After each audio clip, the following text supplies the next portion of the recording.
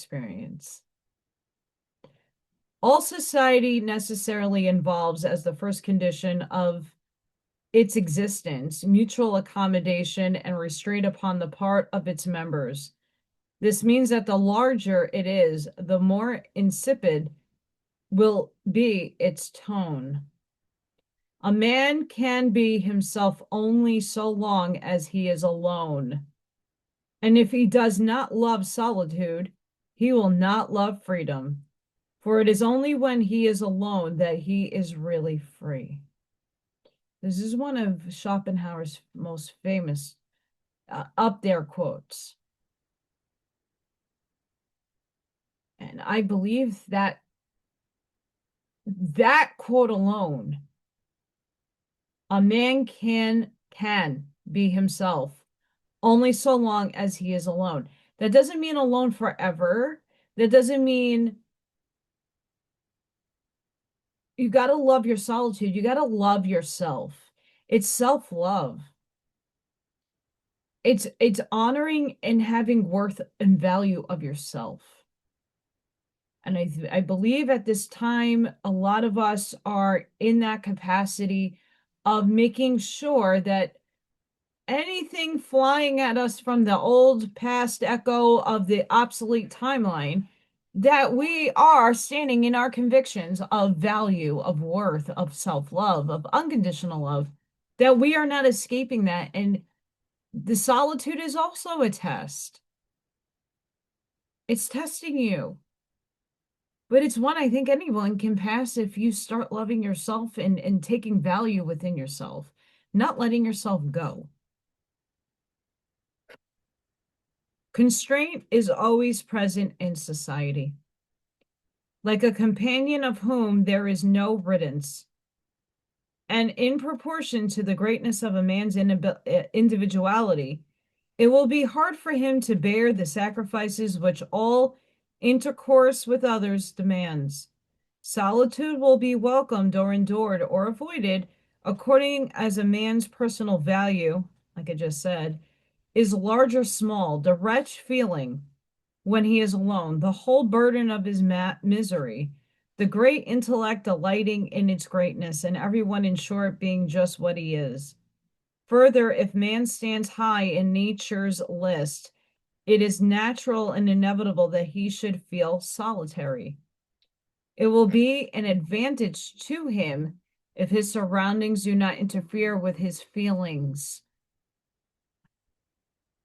Yes. For if he has to see a great deal of other people who are not of character with himself, they will exercise a disturbing influence upon him. Adverse to his peace of mind, they will rob him, in fact, of himself and give him nothing to compensate for the loss.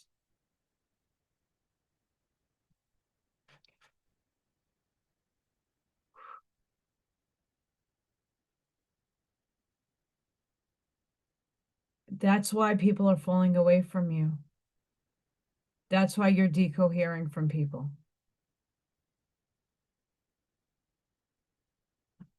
When you're around a bunch of people that are thinking the same way, and when you deviate from that thinking, whatever it is, or you have a adverse opinion, something that is not of the group mind, the hive mind.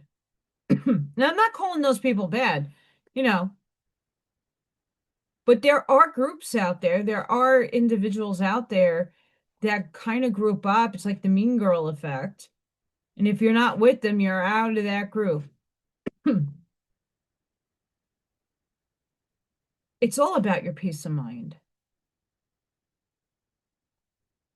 In my journey, spirit gave me divine neutrality. And as I understood it, embodied it, and walked it, that takes time.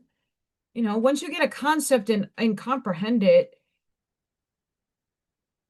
and make it make sense to how you live your everyday life, and then you start embodying it by walking it and practicing it and doing it and applying it. And once you got it down pat, you start seeing that you're not what you once were, you're not no more. And that change of thinking, that change of looking at the world differently sets you off different from the group of people you were just with. And eventually it gets to a solar maximum where you're like, okay, I got to burst or I got to get out of here because my energy is being confined. I got to go. I got to be released. And that's how people are decohering. Your vibration is high or in a different wavelength of those people. I'm not saying they're low vibe or high vibe. They're just not vibing on your frequency. They're not tuned to the radio station that you're tuning into. And you want to have peace of mind.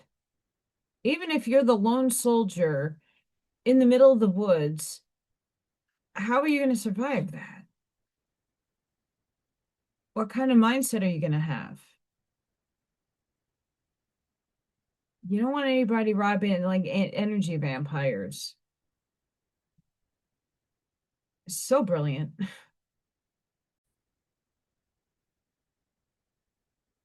Oh, it gets better.